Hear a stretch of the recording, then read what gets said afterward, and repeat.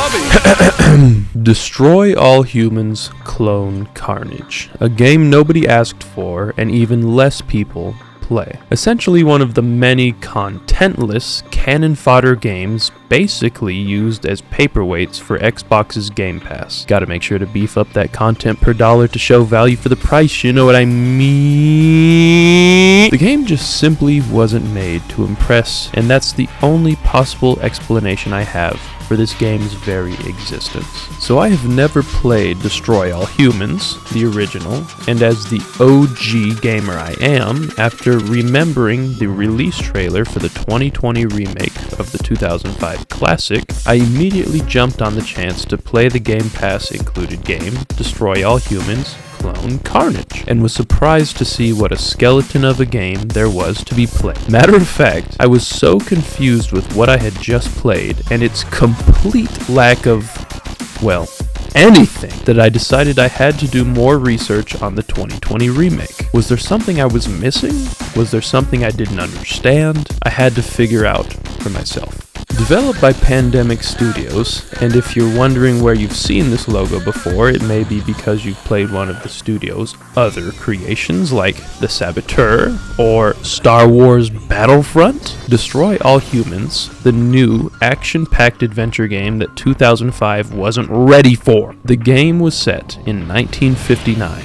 and followed the little green protagonist known as Cryptoridium-137 as he invades Earth to harvest human DNA to aid the continued cloning of his species, hence Clone Carnage. In the game, Cryptosporidium, hopefully I'm not butchering this, Cryptosporidium-137 had two forms of combat, his flying saucer and on foot. The saucer rocks things like a death ray, abducto beam, and quantum deconstructor, and on foot, Crypto sports the same four weapons like the Zap-O-Matic gun, disintegrator ray, and of course, his jetpack. Developed this time by Black Forest Games and technically fifth installment in the series, Destroy All Humans, the 2020 remake, brought the slapstick comedy, goofy aesthetic of the original back to both existing fans and the newcomers of the gaming community over a decade later. The game developers even kept the original dialogue, simply refining it to a nicer, crispier sound, and of course completely revamping the old cutscenes and character models into the baller 2020 graphics that we saw in the advertising trailers. There's not much more to add about the game itself, considering it's about 90% the same game in most every way. There are some cool new additions in the storyline, like the addition of the mission titled Lost Mission of Area 42, which was actually never included in the final release of the 2005 game, even though it was originally meant to be included and was made at that time. Above all, I think the coolest aspect is that as of May 2021, the game had already sold over 1 million copies, which just comes to show that sometimes if it ain't broke, don't fix it. Just give it better animations, graphics, and character models. Now that we've looked into the depths of Destroy All Humans, now what the heck is this heap of garbage? One word, ladies and gentlemen.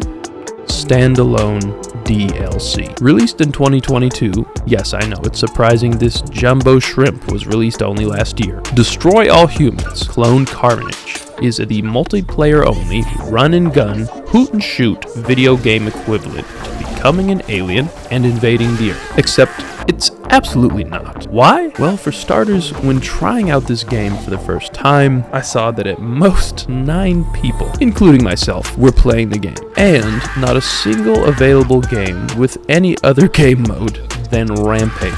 Like, seriously, I don't even get it. Like, why in the world would there be 9 people online and yet every lobby is wanting to play the same game mode? You'd at least imagine somebody'd say, hey, how about not playing the exact same game mode as all the other lobbies? Wouldn't that be great? Wouldn't that be neat? Well, regardless, I figured I'd give it at least a shot.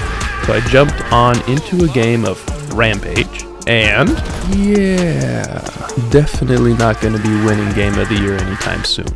It was just clunky. I mean, seriously, what the heck am I even playing in these clips, guys? I truly didn't download this game with the intent of putting a bad light on it whatsoever.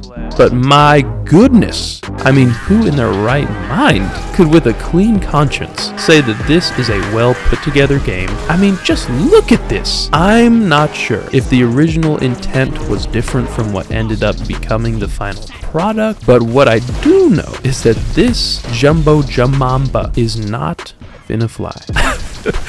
I mean, do I really have to spell it out? The premise, the lack of player base, the completely bland, monotonous gameplay, the most vanilla gameplay I may have ever seen in a canon DLC. I mean, who in the mama jumbo made this cheese? I mean, is it Gouda? Is it Hermansko? I don't know. So anyways, I kept going. I began to try and see what all I could try to get from this game, and spoilers! It wasn't much. 1 to 2 challenges a game, 4 weapons, 1 throwing ability, and a jetpack. So, what do these lack that the original has? Might be the question that you're asking. And so let me assure you, this game has absolutely no depth. No storyline, no advancement, or power-ups mid-game. No nostalgia, nothing. I mean, I try to really enjoy this game. I looked for valuably fun parts to this game. I just couldn't find any. All in all, not sure what plan of or what point this game was. Regardless, God bless. Watch one of these ones. See ya.